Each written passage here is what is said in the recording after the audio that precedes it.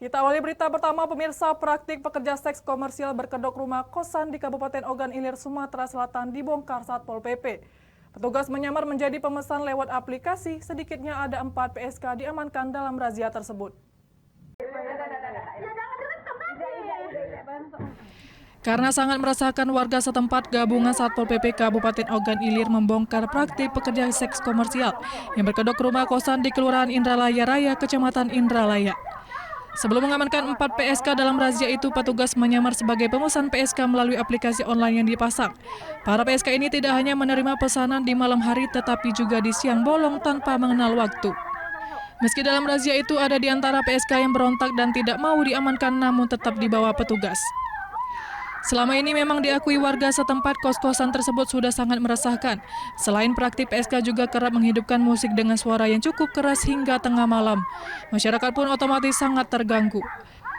Aksi praktik PSK ini sudah berlangsung lama. Setiap kali habis dirazia, aktivitas PSK paling hanya berhenti sementara waktu dan tidak lama kemudian berulang kembali.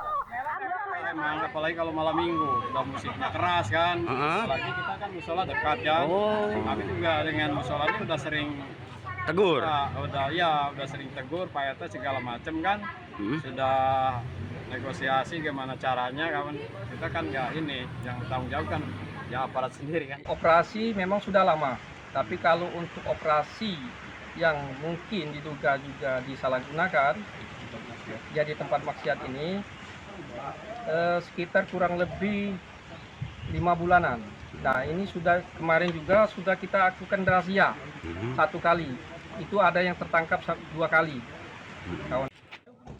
Petugas juga memanggil pemilik kos jangan sampai hal serupa kembali terjadi. Jika tidak, maka hukum pidana akan diberikan. Dari Ogan Ilir, Fitriya di iNews melaporkan.